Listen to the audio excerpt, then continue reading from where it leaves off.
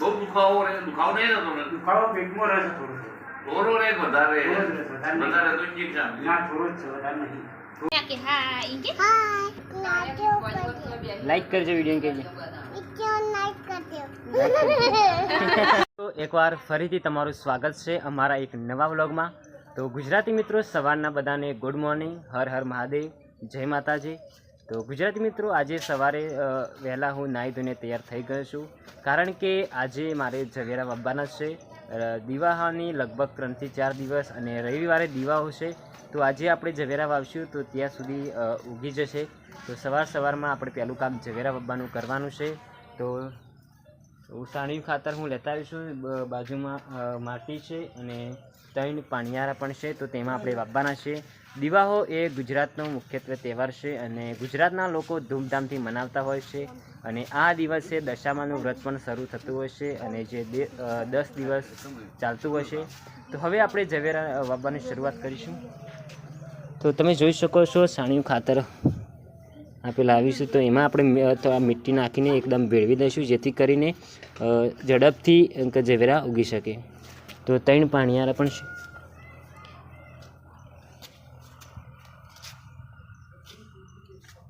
તો સૌથી પહેલાં આપણે જે સાણિયું ખાતર છે એમાં થોડી મીઠી નાખી દઈશું અને સરસ રીતે મિલાવી દઈશું.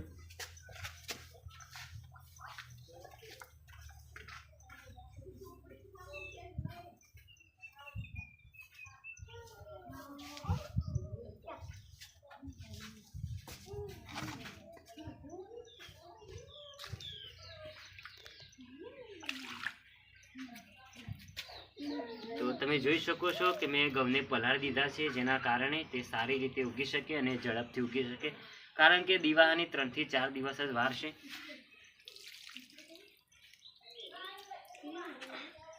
તો હવે પછી આપણે પાણીયારામાં ભરી દઈશું ખાતર. કમ્પોસ્ટ અને સાણિયું ખાતર મિક્સ છે અને અંદર થોડી ચીકણી માટી મિક્સ કરી છે, જેના કારણે વિકાસ સારો થઈ શકે અને ઝડપથી ઉગી શકે. તો હવે પછી આપણે એમાં પાણીયારામાં ખાતર એડ કરી દઈશું, થોડું નાખીશું અને એના પછી આપણે ઘઉં નાખીશું અને એના ઉપર આપણે નાખી દઈશું.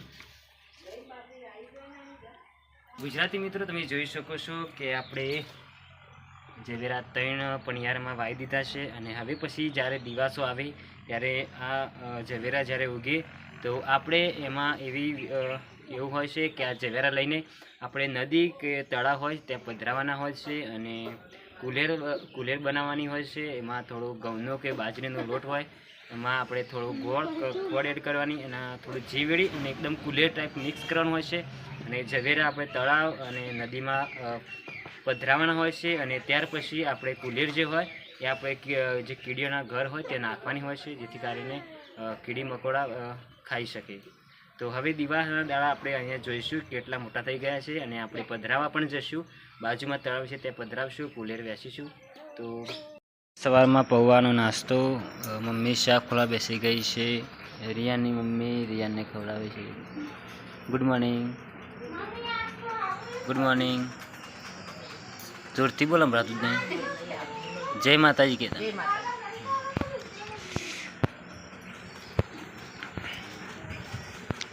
વહેલા મા દીકરી 2 પાણી ખાલી કરીશું કુંડીમાંથી. 2 દાડાથી વરસાદ આવે એના કારણે કુંડી ભરાઈ જાય છે, તમે જોઈ શકો છો.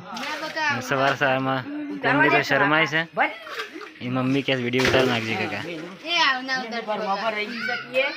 મેનું પાણી ભરાઈ ગયું છે. હા એના સાસુમાં છે કે વિડીયો ઉતારો.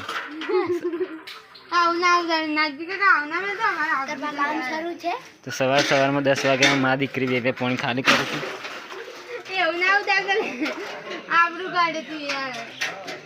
કુંડી બનાવી દીધી, પણ 2 દાડા વરસાદ શરૂ એના કારણે કુંડીમાં પાણી ભરાઈ ગયું છે. હજી નેસે પ્લાસ્ટર કરવાનું છે. એની મમ્મી દહીંનું કરે છે બાજરીનું. મારા સિસ્ટર ઘરની સફાઈ કરે છે.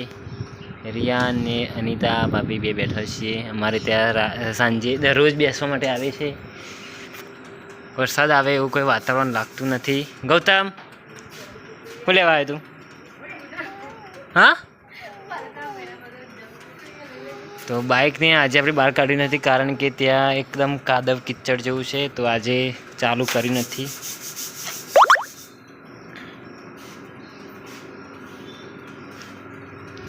શું કરીશ ભાઈ?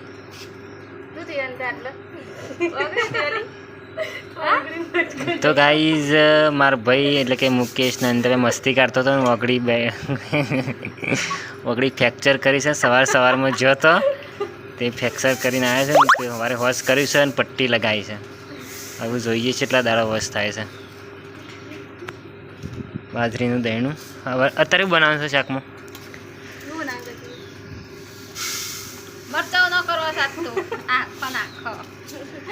આખો ને આખો મરચાં ન કરવાનો છે. ચીચુડિયું સમજો મારા સમજો લી. તમે મમ્મી જો દઈ, તમે મમ્મી જો દઈ જતી રહી હેતમ જઈ તને મેકીને જતી રહી. તાર બા જતા રે પછી તાર બા તાર પપ્પા બધા મેકીને જતા રહેતા ને. તું ઘેર એકલી જ છે? હા, તમે જોઈ શકો છો મરચાં આવી ગયા છે અને સો ફરેથી આપણે આ રીતે એની શીરી નાખવાનું અને અંદર પછી હળદર, મરચું, મીઠું અને બીજું જીરું. તો આ રીતે ભરવાનું અને એના પછી આપણે તેલમાં તળી કાઢવાનું. સરસ મજાના મરચાં તૈયાર થઈ જાય.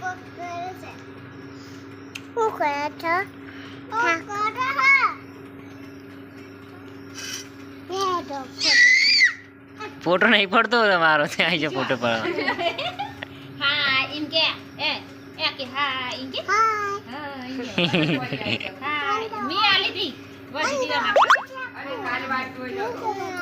વિડીયો લાઈક કરજો કે લાઈક કરજો વિડીયો કે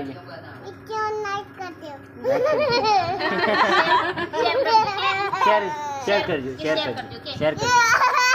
પેલા બોલ પેલા શેર કરજો કે શેર કરજો અને મરચો ખાવા આવજો કે દે મધર જોઈને કે મોબાઈલ અમુક કે મરચો ખાવા આવજો. હવે કે મરચો ખાવા આવજો કે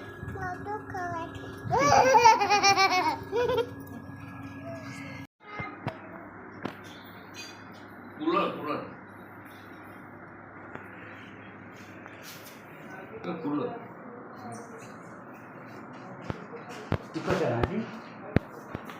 કે બે જુઓ કે કોઈ મથો ઉપાડી જાળું તું જગ્યા કે અડધી ને અંદર લઈ જઈ બુક સાજી ગયો કે વાંચો વધારે પડે. એ પછી તો વજન આવે છે. નહીં વજન માં ફૂલ પર મોટર છે મેં જોઈ પડી ગયું પડી. એટલે જૂનું છે ને સારું નહીં આવે. એટલે હું બંધ કરી દેવાનું ને બધું કરવું પડે. હું સાફ કરીને બધું મૂકી દીધું. બહુ દુખાવો નહીં થતો ને. દુખાવો પેટમાં રહે છે થોડું.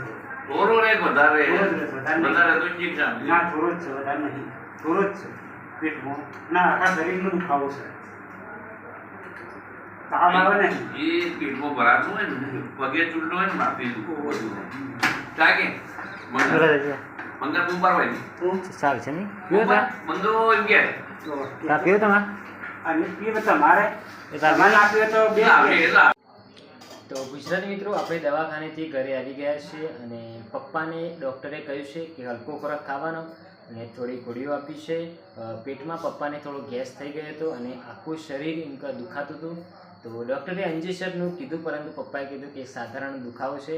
તો થોડી ગોળીઓ આપી, ખાધા પહેલાં લેવાની, ખાધા પછી લેવાની અને કહ્યું કે 2 દિવસ તમારે હલકો ખોરાક લેવાનો અને આ ગોળીઓ બધી છે એ પૂરી કરી દેવાની, તમને મટી જશે. અને ડૉક્ટર હતા તે આપણા ઓળખીતા થયા તો તેમને પૈસા પણ લીધા નહીં. તો આપણે ઘરે આવી ગયા છે અને હવે જોઈએ આપણે ખાવામાં શું બનાવ્યું છે. મરચાં તળી દીધા છે અને તમે જોઈ શકો છો રિયાની મમ્મી હવે રિયાને થોડું ખવડાવશે. એટલે આ બેસી જ હું ખાવા બેસજો, ખીચડીનું દૂધ ખાવા બેસજો. આ તો એના કપડાં બગડે ના એના માટે આ રીતે એના પાછળ બોધી કાઢ્યું છે જેથી એના કપડાં બદલે ના. કેવું જોઈ રહ્યું છે?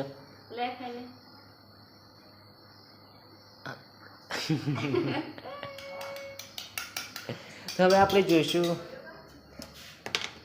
તો તમે જોઈ શકો છો કે આપણે મરચાં વંઘારી કાઢ્યા હતા, સરસ મજાના થઈ ગયા છે. તો આજે રાત્રે મરચાં છે,